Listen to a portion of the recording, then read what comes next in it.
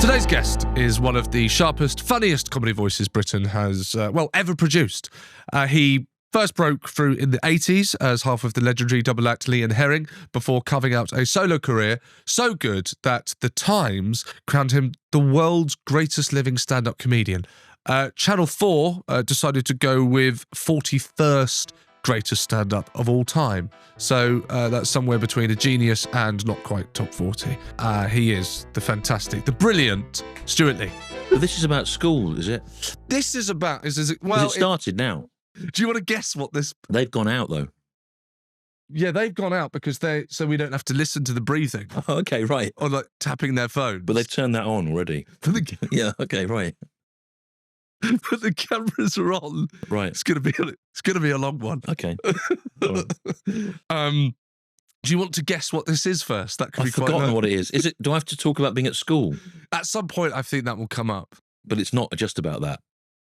I suppose youth. Okay, Your all youth. Right. All right. Yeah, your great. Youth Brilliant. in particular. And maybe youth of the time. Yeah. Okay, great. All right, good. That wasn't you guessing. That was just you asking. Yeah. You didn't even bother to give it a go at guessing what it was. I mean, it could be anything. I mean, I went on a podcast about cats for the People's Dispensary for Sick Animals.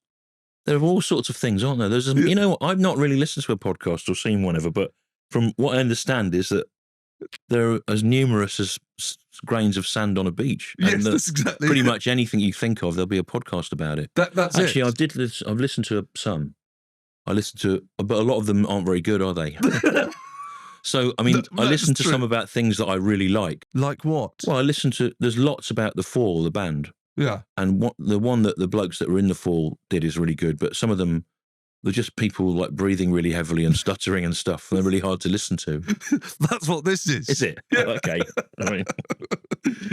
Okay, right. So what we tend to do at the beginning, ask kind of more quick fire questions that give us a quick sense of who you were when you were a child. But generally speaking, the guests we've had are around my age or younger. Oh, right. So I'm quite old. Well, just in comparison, just comparatively. So... Well, it was all different then. Yeah. You know. But the thing is, I basically, essentially, I thought the producer was going to do the homework. And I arrived this morning and he hadn't. So I don't know how you're going to feel about this. This has been done by Chat GPT. Oh, my God, really? Well, Chat GPT told the American film director, Bernard McMahon, 2 months ago that I died in 2016. So he was very surprised to see me when he came over. So, well, we can confirm that that's not true. Right? Yeah, no. Does it say that I'm dead? No. It's got you're alive. You're very much alive. Right. Well done. But so what we did is we put in the questions we normally ask, and then we gave ChatGPT your year of birth. All right. And said, can you adapt that for Stu? That's quite interesting. Yeah. Well, let's see. Let's see if it works. But you realise that just by doing that, you've used 10 times the amount of the planet's energy that looking up the Wikipedia page would have done. And so you have caused 9 times more destruction to resources and the environment than you would have done if you just looked at a Wikipedia page. And that is exactly what I said to Adam. Adam, you listening to that? I hope you take note of that, mate. You've used up water for cooling the servers, and you've enriched the worst people on Earth as well. Happy, so Adam? Don't use ChatGPT again when you interview me. This is the this is the last time we'll be using ChatGPT. This is not an advert. No. Okay? We are not promoting that. Yeah. Top trumps or Panini stickers? Oh, top trumps, absolutely. I mean, to me, Panini stickers were fascism. You know, they were sport. In fact, when I was 18, I was so sick of like everything Panini stickers stood for that I bought loads, and I made a collage of all the footballers' faces by tearing them into shreds and sticking all different footballers' noses on and giving them really weird names like D. Arthur Saundcock Thompson and things like that. And I kept that for years, and we put it in the Fist of Fun book actually with Richard Herring as a double spread. I made some prints of it, and Roger Mann, the comedian, had one on his toilet wall, and he was showing an estate agent around his flat, And the estate agent secretly stole the thing so that he could photocopy it and then put it back into the flat. And then weirdly, when I was working on Jerry Springer the Opera for Richard Thomas, I said to the designer, Julian Crouch, I'd really like, maybe the people in the chorus need to have masks that look like composites of human faces. So he went away and did some Googling on the internet, and he came back with a suggestion, and his research was my thing that had been scanned and put onto the internet by someone.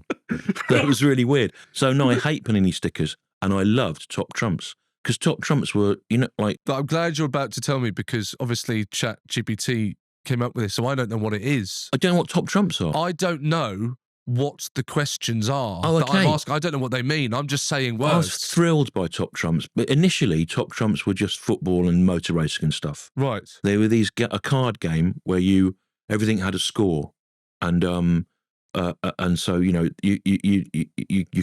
cars one, it would be fast, speed, fuel consumption, cost, whatever. Yes.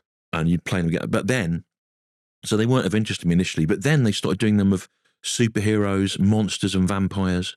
Oh God, they were so great. And you could get all with your nerd friends, and that somehow we were being catered for. It was superb. How old were you here? Do you remember? 6 or 7. Oh, this is 6 or 7 Top Trumps. And then one year in Edinburgh, some marketing company trying to flog something, made Top Trumps of all the comedians, which was really great.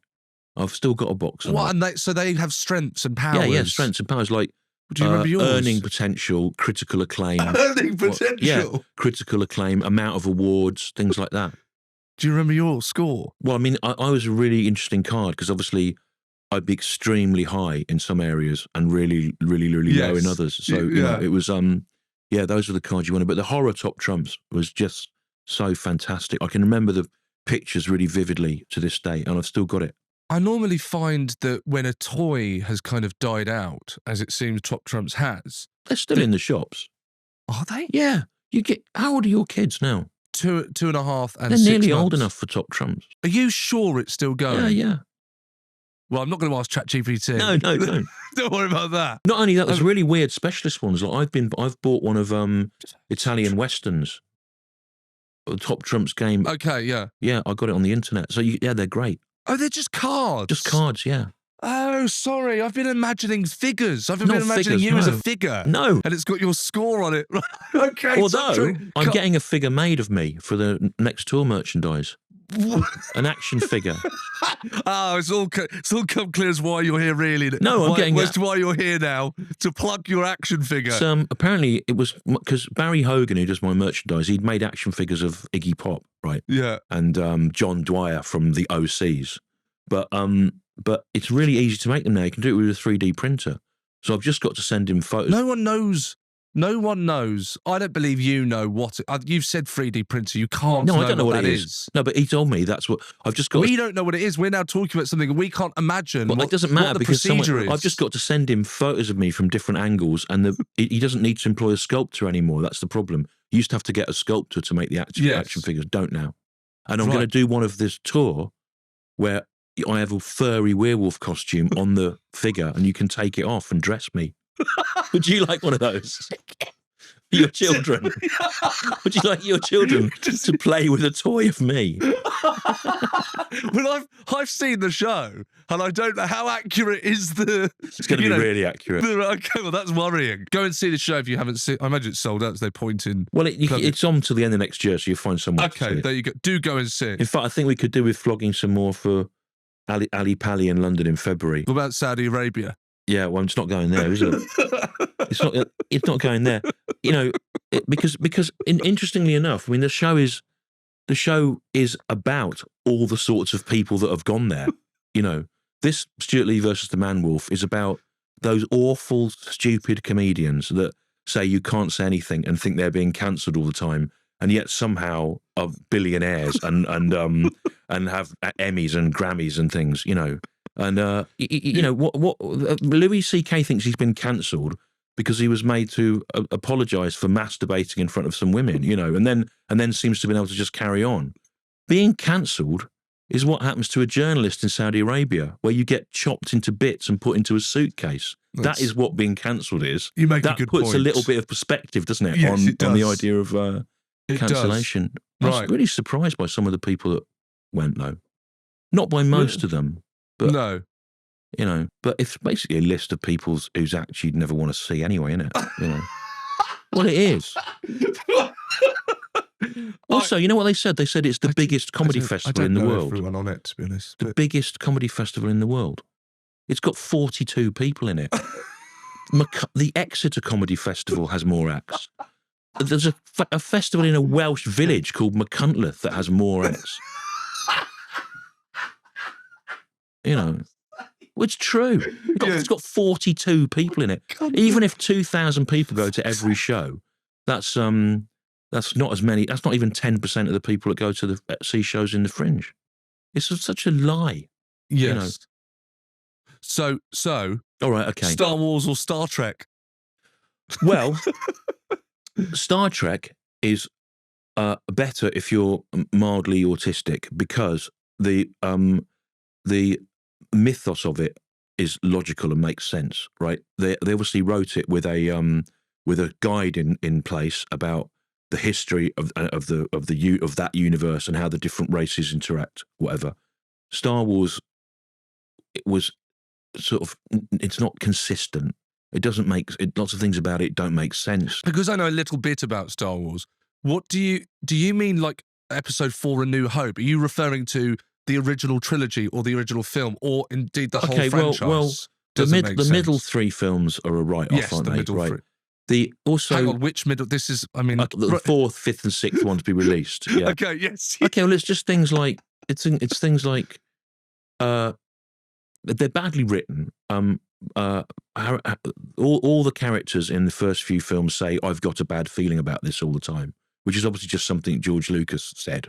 And then weirdly, as an odd homage to that, in the fourth film that came out, Ewan McGregor's character says, "I've got a bad feeling about this," which is a tribute to the bad writing of the earlier films, I think. Right. Yeah. Also, what exactly is going on? Right. So there's an empire that's bad, but there's a princess who's presumably aristocratic, and she's fighting against the other imperial people.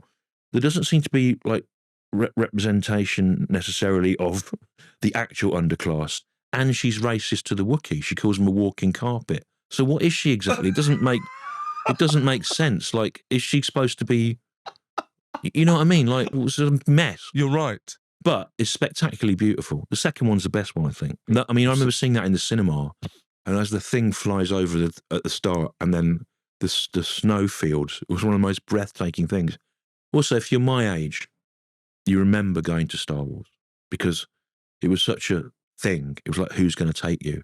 And I went to Star Wars with my dad. I only went to the cinema twice with my dad. My parents were separated. How old? Sorry, again, how old are you? 7 or 8. This is 77. Yeah, okay, 9 then. 9. Right, okay. Yeah, and you know, it was a really big deal. And also, because I was a Marvel Comics fan from a young age, I bought the Star Wars Marvel Comics without knowing it was even a film. I just thought, because they came out about a year before. And bizarrely, in the comic, there are 3 scenes that weren't in the film.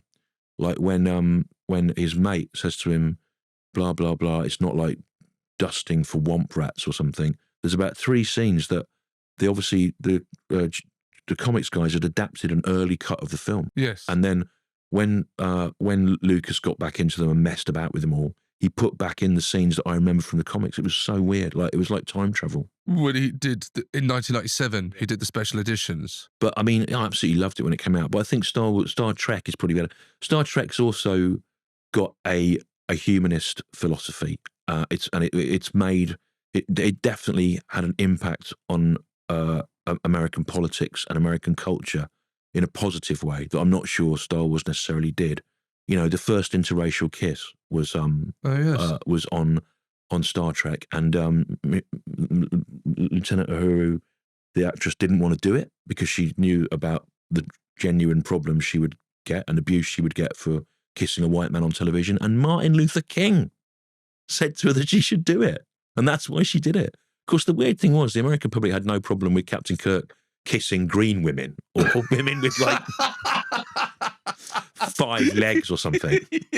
But you know, that was a big deal. But did you watch it? So were you into it? Were you into Star Trek? Oh, yeah, well, we used to be on at about 6 o'clock on BBC Two, you know. And in fact, whenever I do a gig in Oxford, I always go and find the neglected and abandoned grave of James Blish, who wrote a lot of the best Star Trek episodes. I find it very moving. Often it's all overgrown. You'd imagine that that there'd be enough Trekkies to like keep it neat and tidy. But yeah, so I mean, I was watching Star Trek before Star Wars. I only know the first series and the Jean-Luc Picard one. I haven't kept up with it. The Jean-Luc Picard one again was a really good effort to look at humanity in a liberal way. What's really bizarre is all those franchises now are owned by companies that have just bent over backwards for Trump and are doing whatever he says. It's really weird to think that Disney owns Marvel Comics, and Marvel Comics was, invented by liberal, autodidact, Jewish anti-fascists and 80s acid-fried hippie dropouts in the 60s. And now it's owned by people that will kowtow to Trump. And there's a huge disconnect between the spirit of Star Trek and the spirit of Marvel Comics as they were conceived and the people that now own them. It's really bizarre. I've still got all my Star Wars comics from when they came out. And I've also got a record called The Story of Star Wars, because you didn't have DVDs then and videos. I've got an album where someone tells the story and there's extracts from the film and stuff like that with a big gatefold sleeve. And I loved it. So you loved it all, really? Yeah, I did. I loved that. But my main thing really was not Star Trek or Star Wars, but 1970s Marvel comics when they were written by hippies on LSD. They're the best. Yes. When did you get into them? In about 1973, I was in a newsagent's opposite the doctor's where my mum worked, and there was a Captain Marvel on the rack, on the spinner rack, and it would have been about 6p, and it was drawn and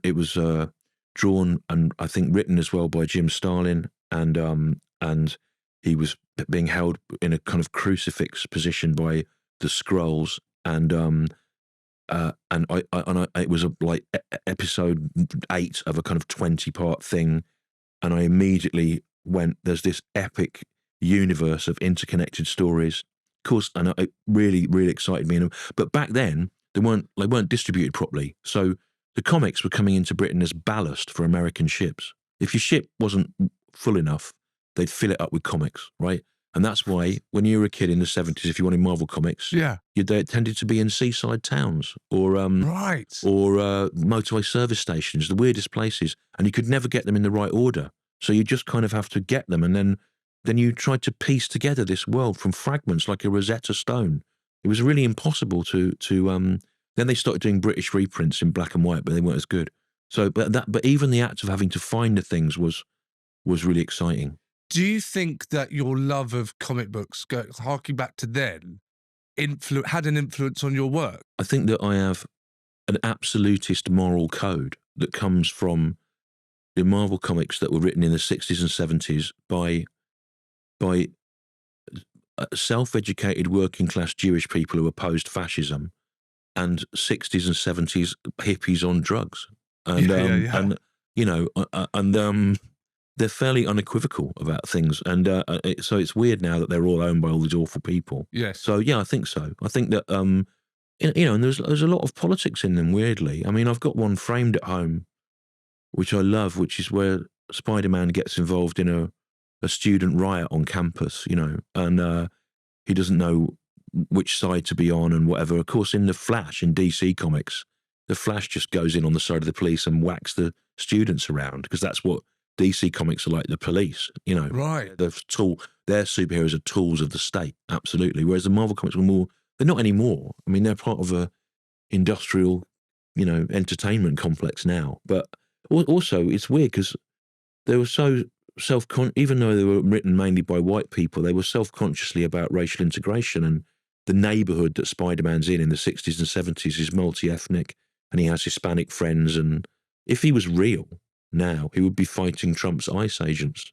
Right. He would be in the street. If he was, and that's the interesting thing, is that in the 70s, when Nixon was corrupt in the White House, Captain America hung up his shield and became Nomad, the man without a country, until Nixon had gone. They couldn't do that now. Can you imagine that? Can you imagine the Avengers going, Trump's in charge, we're going to disband? Marvel Comics would be shut down tomorrow. Yes. You know. Right. Do you think that, because the stereotype, of course, of children with comic books is there's almost something lonesome. Oh, yeah. I love the loneliness of it. Yeah. Yeah. But it's very young, that's very young were you aware of, you love the loneliness now, retrospectively, were you aware as a child that you would kind of, like you said about finding this kind of multiverse? Yeah. This was somewhere where you could go. Yeah, absolutely. And then after that, it was music. And then sort of weirdly comedy as well. Even though when you're on the circuit, which I'm really not anymore, one of the great things about it is night after night, you see different people and you get on with most of them. Yeah. And but it's also, you don't have to join in with society. I mean, one of the things I resent about what's happening to artists is that we now are supposed to be self-marketing and have TikToks and things like that and go on podcasts. And I didn't become a comedian to have to join in with the world. And that's why I don't do any of it.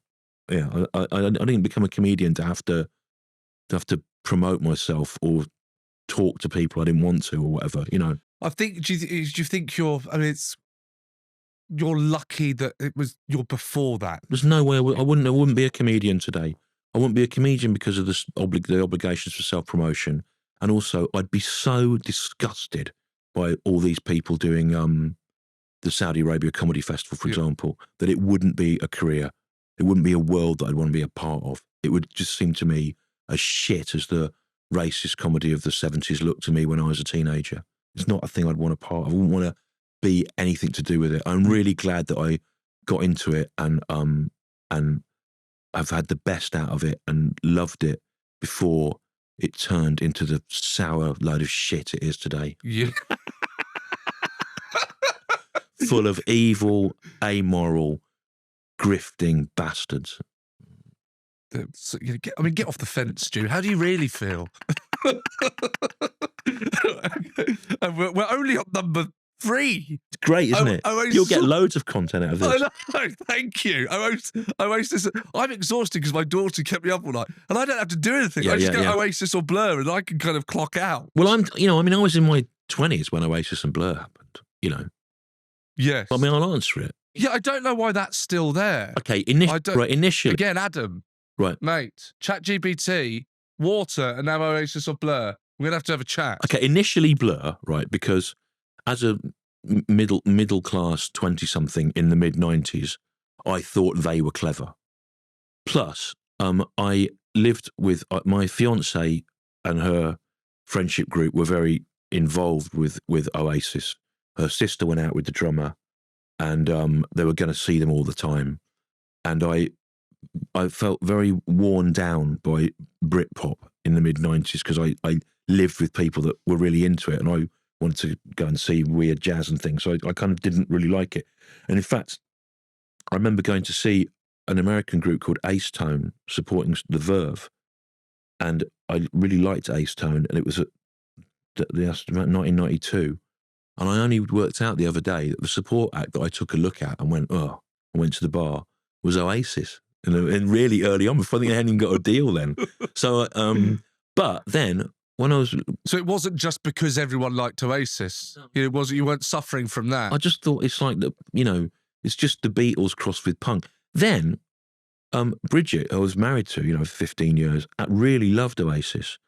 And I suddenly thought, oh yeah, it really does the job of...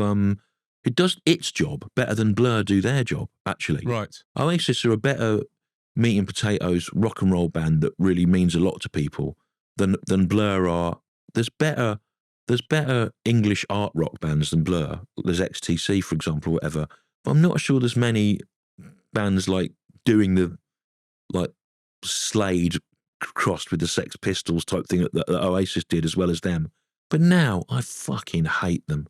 because of what they did. You never know what I love about you is you never know which way it's going to go. We're talking about actually how Oasis, actually you give them more credit, and then, but I fucking hate them. You go, no one saw that. Who goes to see that? The Ticketmaster. Ordinary work. You know what? I go round the houses to avoid playing venues that have a £4 ticket surcharge, you know, or that tend to, you know, I've just managed to come to an arrangement with ATG where my tickets for ATG venues are more expensive than I'd like them to be, but they're not as expensive as what they normally pile on. I go, it's really easy to do. Just don't do it, right? And also, because I'm clever, the things that I like are a Japanese bloke hitting a box with a radish at Cafe Otto, and that cost £12. I was in a car park at someone's 50th recently with all these like farming blokes from Norfolk going, oh, my tickets only cost £2,000. Brilliant. And they seemed to think that was part of the fun of it, that they'd been absolutely done over by these bastards, you know. What? It's true, isn't it? Yeah, absolutely. You know, it's just an absolutely disgusting thing to do. Just many years ago, bumped into you in Edinburgh. You asked how you were, and would you recommend anything? And you handed me a flyer. I really thought I was about to be recommended a comedy show, and it was like Chinese dance. It was something like that. Right, okay. Yeah, but I'm not as clever as you see. Only Fools and Horses or Blackadder? Weirdly, Only Fools and Horses, right? Because I just think... not weird. Yeah, I think, first of all, it's got Del Boy falling through the bar, which is, even though I don't have a routine taking the piss out of it, it's ubiquity. It is one of the greatest. I don't think there's anything as good as that in all of Blackadder, is there? No, genuinely. It's so well done. Yes. It is like one of the great moments, you know. And then whereas Ben Elton's writing, I forgot about that connection. Kind of like, well, no, it just has a kind of like, you're about as blah blah blah blah blah, blah. It's just that over and over again, isn't it? You know, whereas you know, Only Fools and Horses has got all sorts of different rhythms to it, and also it documented an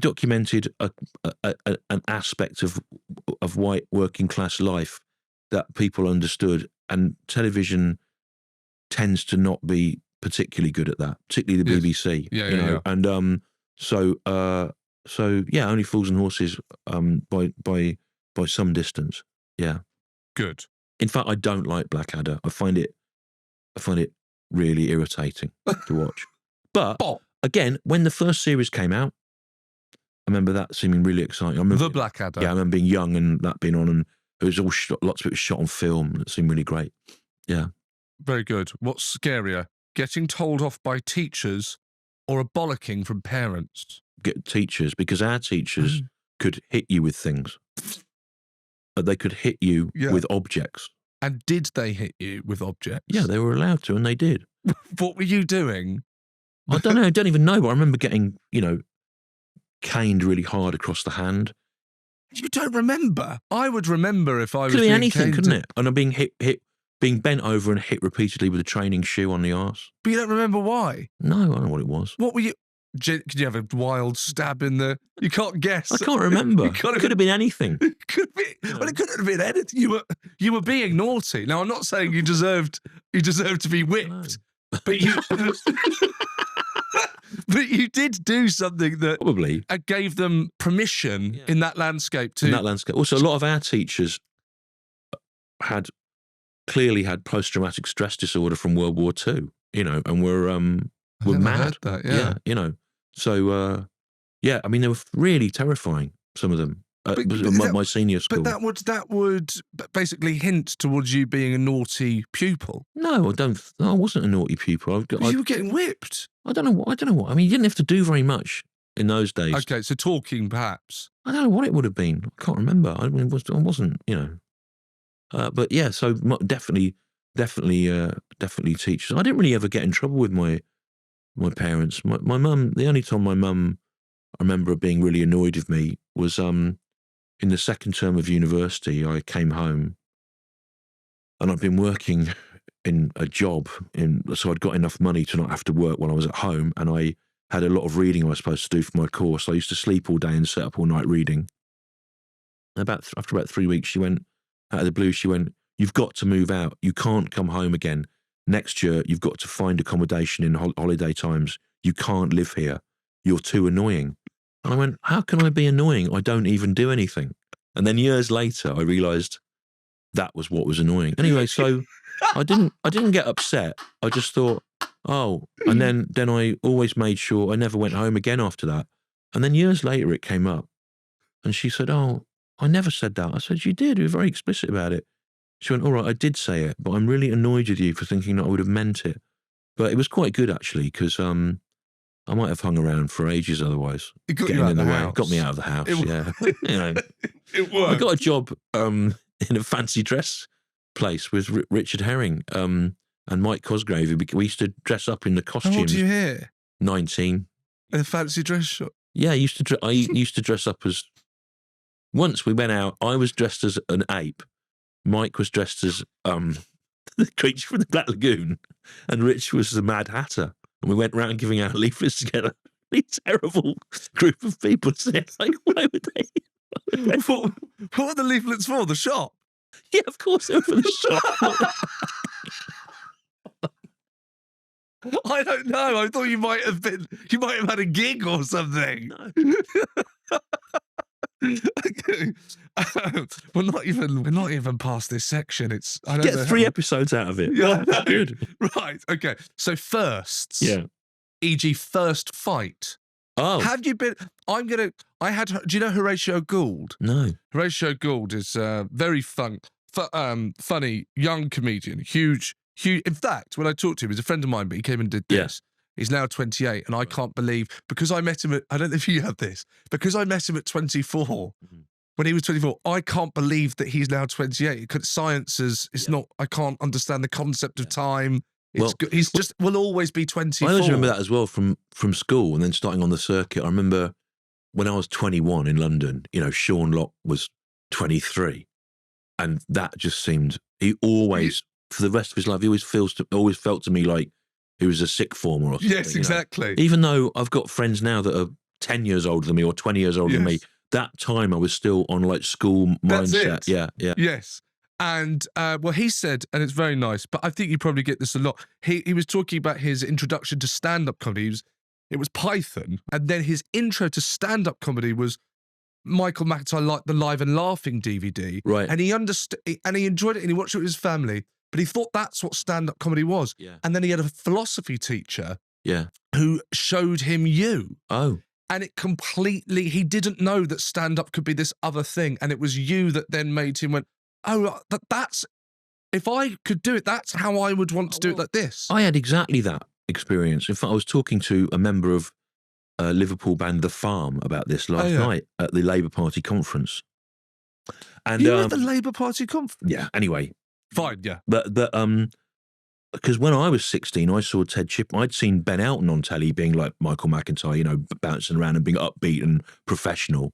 And then I saw Ted Chippington supporting The Fall, who just stood still and looked like he didn't want to be there. And I had exactly that. Where I thought, oh yeah, you can do it completely differently. Yes, yeah. So I think it's great when that happens to people. It's wonderful. It's really great, and I'm very, very flattered to have been part of that revelation. Yes, and of course he might be doing a lot better now if he'd not seen that. But what I said to him, which is why he popped into my head, is I said to Horatio, he's called Horatio Gould, and I said, I don't imagine you've been in a fight, but I imagine you've been punched. Oh yeah, and I think those are two different things. They are, yeah. And I might put that at you, Stu. Yeah. That I can imagine that you've not been in a fight, but someone's hit you. Okay, well, someone's definitely threatened to hit you at some point. Okay, what I do to this day when threatened is I remain. Why are you getting threatened at this age? I got beaten up by teenagers about 5 years ago. What? Yeah, in the street. Did they know who you were? No, it wasn't that they didn't like my act. And this is what I've always been like. And I understand it now that it's not normal. but it never occurred to me that it wasn't, right? These kids were shooting fireworks at people in the street, right? And one of them went like that and shot one at me, and it went over my head. And they were all about 13, 14. It was about 5 years ago. I was really fat at the time. I looked like a real little old man at the time as well. I was really fat and I had a massive beard and I wasn't really looking after myself. And I had a happy shop. I had 2 happy shoppers shopping bags. It was during lockdown, I remember. I said, don't do that, right? Because if that goes in someone's face, they'll get really hurt and you'll get arrested and you'll be in a lot of trouble. And then he's like, and they're all around me, like threatening to get knives out and stuff. Fuck. I'll cut you and whatever. And I was going, well, you don't want to do that, do you? Because that will escalate ridiculously. And then you'll have a criminal record for stuff. And I've got this thing, right, where I don't get frightened in the moment. It just seems absurd to me. And of course, that makes them even more annoyed. Yes. So what happened then was the one came round the back, punched me in the back of the head there, which is quite dangerous, isn't it? It's called a rabbit punch, and it can like really do your spine in. Then I sort of Did you know that before you were? No, did you know I found about it the rabbit afterwards. punch? I found out that's what it was. Yeah. And I fell down, and all my shopping fell out. Then a woman came out of a house and started shouting at them, and they sort of went. And then I was like, then she like helped me up, and then one of them came back and put the shopping into the shopping bag, and then ran off. So they were between like tough guys, Yeah, but also little boys. Well, he's the one in the film that has a kind of different story arc to the rest of Is there a them, film of doesn't it now?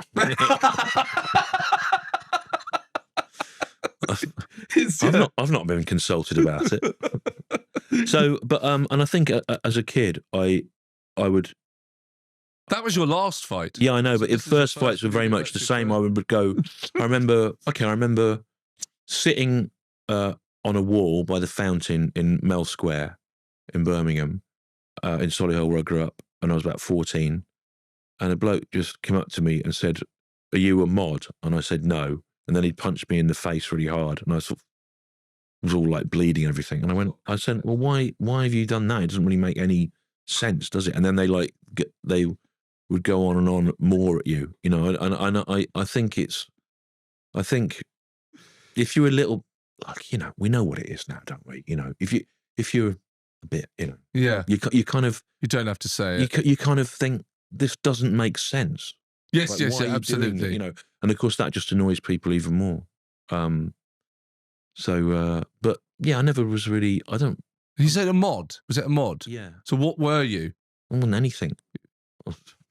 14. Yeah. Were you not? When I was 14, you kind of were. I mean, you wouldn't be using the word identify as, but there were these groups that they were goths, there were skaters, there were chavs. I'd liked all sorts of things, but I mean, it kind of. I've never really fought back in those situations. I've just made them worse by trying to ask what's going on, and the result being getting hit again. Yeah, and then sometimes I do that on purpose to see what will happen. Yes. And my son actually said to me, "You understood what was going on there, didn't you? But you pretended not to because you wanted to make it worse to see what would happen." And I went, "Yeah," because sometimes you get ideas out of it. In fact, I was in lockdown and I was walking around central London, and it was when you could sit outside a cafe but not go in, that kind of time, you know. Around the back of John Lewis, there were 2 blokes having a fight, right? John Lewis? Yeah. And I went and I thought, I'll go and watch this, you know. And watch this. I went, "Why are you fighting him?" "Fuck off, mate. What's he done?" And then just leave us alone. Right? I was going, what is it about? You know, what's it about? You know, and I thought something really weird might happen here. I might get an idea from it. And then I saw sitting outside the cafe was Jamali, you know, Jamali Maddox. The comedian, yeah. And he was looking at me, like, and I went over and I went, "Hello." I went, "Do you ever do that? You know, just try and see if you can make something happen, get an idea out." And he went, "No." Of course not. Just asking people why they're fighting. But it's interesting though, isn't it? I mean, why were they fighting? I still don't know. Well, if you're watching, if you can get in touch at Class Clown, let us know what happened, guys. You were friends. Okay, first time drunk. I regret the times that I was drunk when I was 16 and 17, and Yes. I because it was embarrassing for my mum said to me once when I was about 16. She said, "Were you drunk last night?" And I went, "No." And she went, I said, "Are you sure?" I said, "Yeah, why?" And she went, "Because you came into my room at about 1 a.m, got your tool out," she said, "opened my drawer and pissed into it."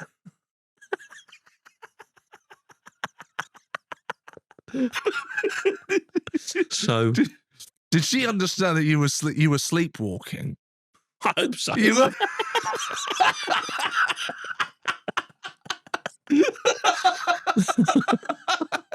Yeah, Mum, that's what I think of Our you. relationship never recovered. I've seen my friend do that to my shoes. Oh, I was in the kitchen and he came down and just my shoes were in the corner of the room and he just pissed on my shoes. Went back to bed. Again, I hope he was asleep. yeah, but wasn't it fantastic to be drunk at 16 or 17? It's never that good again. You spend the rest of your life chasing it. You never get it again. So that's the end of part 1. If you want to hear part 2 immediately, you can sign up to our Patreon at patreon.com/classclown and you'll get part 2 right away. Of course, and that will apply to all the other guests that we have. You'll have part 1 and part 2 immediately and ad-free. Wonderful to have Stu with me. Certainly, I might say, I remember being, I think I was like 20.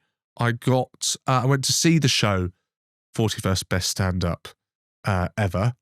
And afterwards, he did a signing, and I got him to sign my comedy notepad. And he saw some of the things I'd written in there, and he said that I'd Richard Herring's handwriting, and I was so excited about having just a brief exchange of dialogue with him that I ran around a nearby fountain at the Old Stein in Brighton, if you know it, just screaming, "I've got Stewart Lee's autograph." Waving around whilst running around a fountain. So to be able to then come and do this with Stu and have him as a guest, as you can imagine how thrilled I am and what a brilliant guest he is. Part 2 out next week if you don't sign up to Patreon. If you do sign up to Patreon, you'll get it right now.